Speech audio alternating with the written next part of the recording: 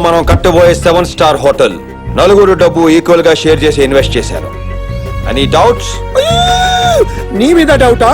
మన 5 ఏళ్ల అక్రమార్జనకి విక్రమార్కుడు నువ్వే కదరా. నువ్వు పదవిలోకి వచ్చాక లాస్ట్ 1 year లో మనం కొట్టింది 2000 కోట్లు, all time record. Black money ఎంత భక్తి రూపంలో వైట్ గా ఫారిన్ కి ఇక మిగిలింది నీ డ్రీమ్ సీఎం అవ్వడమే. మీ నాన్న బతికున్న నాళ్ళు పదవద్దు అని పార్టీ లీడర్ గా సేవ చేస్తూనే పోయాడు. కనీసం నువ్వైనా. జనం ముందుండి నడిపించేవాడు నాయకుడు. మా బాబులా డబ్బుండదో పదవి ఉండదు. జనం వెనకుండి వాళ్ళనే దోచుకునేవాడు రాజకీయ నాయకుడు. నాలా డబ్బొచ్చింది, పదవి కూడా వచ్చేస్తుంది. ఛాంబర్ దగ్గర జనాలు వెయిటింగ్ సార్, మనం అర్జెంట్ వెళ్ళాలి. కొంచెం సేపు ప్రజాసేవ చేసి వస్తాను. I'll talk to you later. Get lost. అయ్యా హోమ్ మినిస్టర్ గారు, నమస్కారం. 10 ఏళ్లుగా మేము ఉంటున్న కాలనీ పడగొట్టి ఏదో ఫ్యాక్టరీ కడతారంటయ్యా. ఇప్పటికిప్పుడు ఖాళీ చేయమంటే రోడ్డు మీదకి వస్తామయ్యా. ఏ సార్, ప్రభుత్వం ఉన్నది ప్రజల్ని కాపాడటానికా దోచుకోవడానికా? మీరు ధైర్యంగా ఉండండి, నేను చూసుకుంటా. అలాగేనయ్యా. రవీందర్, చెప్పు బలరామ్. లోపల ఉన్న మలేషియన్ గ్రూప్ మన వాళ్ళే, జాగ్రత్తగా డీల్ చేయి. నేను చూసుకుంటాను. Have a seat. Hi sir. Hello, Balram called me. What can I do for you? కళనీలో కథే ఫ్యాక్టరీకి సెక్యూరిటీ క్లియరెన్స్ కావాలి. కష్టం. జనం ఒప్పుకోరు.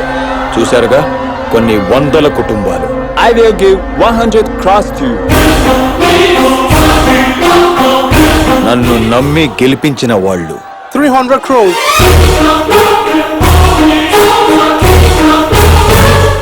నాలాంటి నీతిమంతుణ్ణి డబ్బుతో కొనలేరు.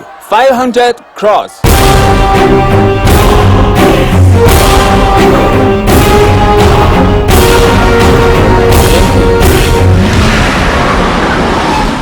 ఏయ్ సుబ్బయ్య, అమ్మొచ్చిందా?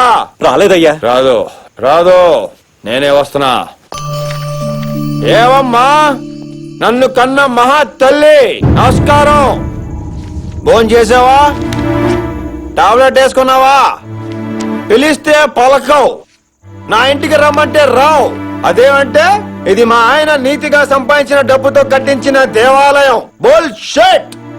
నీ మొగుడు జనం అనే బదులు ధనం అనుంటే నాకు ఈ కర్మ పట్టేది కాదు, ఈ దరిద్రం ఉండేది కాదు. వేసేయ్, మామూలే కాదు నీకు. వేసేయ్. పోయిన మీ ఆయన ఆశయాల కోసం బతుకున్న నీ కొడుకుని దూరం చేస్తున్న మహా తల్లి. నువ్వు అలాగే ఉండు, నేను ఇలాగే ఉంటా. ఏయ్, తప్పంతా అయింది. ఆయనలా ఉండలేను నేను, నా వల్ల కాదు. ఇంపాసిబుల్. ఒక్కనే బతుకుతాను చాలా. నాన్నలేడు. మానవా, ఇతని శరీరంలోకి వెళ్ళుటకు నీకు సమ్మతమేనా? 5 10 కొట్టేస్తేనే నూనెలో వేయించి పైన కింద కారం పూసి కోటలతో కొట్టేస్తున్నారు. వీడేమో 1000 కోట్లు నాకేస్తున్నాడు. పైగా కన్న తల్లి వాడి ముఖాన్ని చీ కొట్టింది. అలాంటి వెధవ బాడీలో ఎంటర్ అయ్యి మళ్ళీ ఇక్కడికి వచ్చేసరికి రివెంజ్ బాగానే ప్లాన్ చేశారు రాజుగారు. ఏ గుప్తా గారు మాట్లాడరే? తొందరపడకు మానవా. విధి ఏ మనిషి జీవితాన్ని ఏ మలుపు తిప్పునో ఎవ్వరికీ తెలియదు. చూడు, రాజధానిలోని ఖైరతాబాద్ లో నిర్మాణ దశలో ఉన్న ఓ ప్రభుత్వ కార్యాలయం కుప్పకూలింది. ఈ ఘటనలో 100 మందికి పైగా కూలీలు శిథిరాల కింద చిక్కుకుపోయారు. భద్రతా సిబ్బంది వాళ్ళను రక్షించే ప్రయత్నం చేస్తోంది. ఇటు హోమ్ మినిస్టర్ కూడా క్షతగాత్రులను పరామర్శించేందుకు సంఘటనా స్థలానికి చేరుకున్నారు. ఈ కాంట్రాక్ట్ ఇప్పించింది కూడా మీరేనని ప్రతిపక్షాలు ఆరోపిస్తున్నాయి. దీనికి మీ సమాధానం చెప్పండి సార్.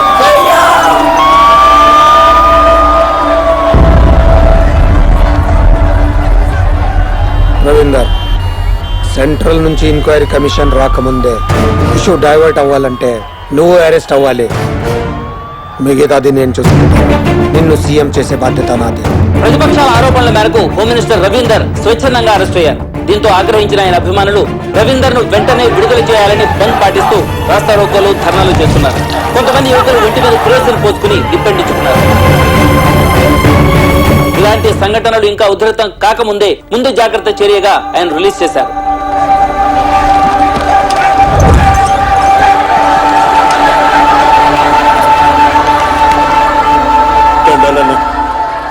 అన్నా ఎందుకు ఇలా చేసావు? నువ్వు నా లీడరు అన్నా. అన్నా చూడన్నా, చూడటానికి వచ్చానన్నా. చూసావన్నా అన్నా, ఇంటికి కూడా వెళ్ళకుండా చూడటానికి వచ్చాను. నువ్వు బాగుండాలన్నా. నా దేవుడు అన్నా, నాకు చాలా సంతోషం.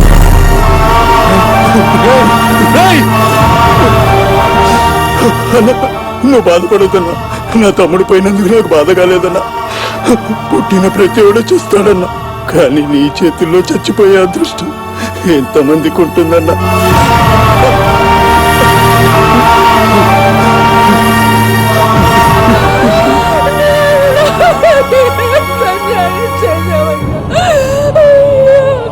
అమ్మా చూసావా, నీ బిడ్డ కోసం నా బిడ్డ ప్రాణాలు పోగొట్టుకున్నాడమ్మా. ఇక నాకు దిక్కేవడమ్మా.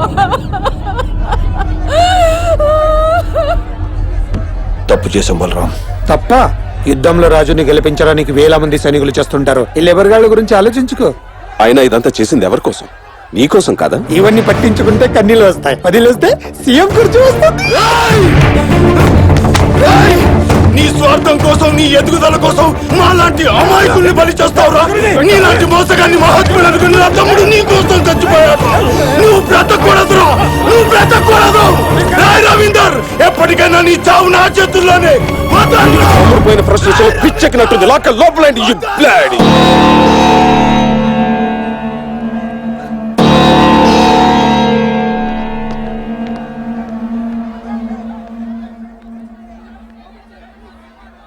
మంచి కొడుకు అనుకుని నేను మీ నాన్న మోసపోయాం.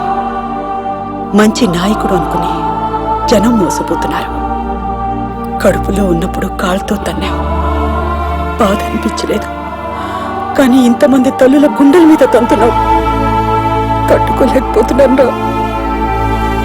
నువ్వు ఎన్ని రోజులు ఎన్ని తప్పులు చేసినా క్షమించి మౌనంగా ఉన్నాను. ఎందుకో తెలుసా, నువ్వు ఎప్పటికైనా మారుతావన్న చిన్న ఆశ, అది ఈ రోజుతో చచ్చిపోయిందిరా. ఇక జీవితంలో మళ్ళీ నేను నీకు కనిపించిన.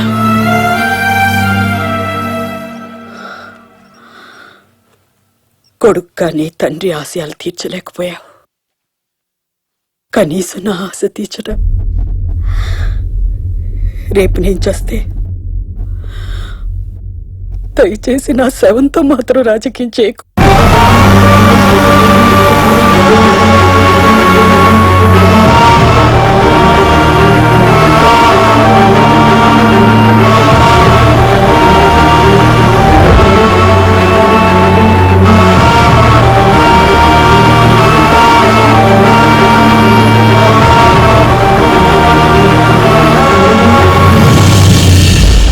రేపు నేను చేస్తే దయచేసి నా శవంతో మాత్రం రాజకీయం చేయకు.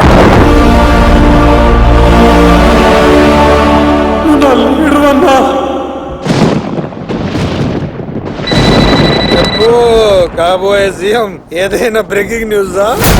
ఎన్నేళ్ళు మనం దోచుకున్న డబ్బు ప్రజలకి పంచేయబోతున్నాను. నీకేమైనా పిచ్చా?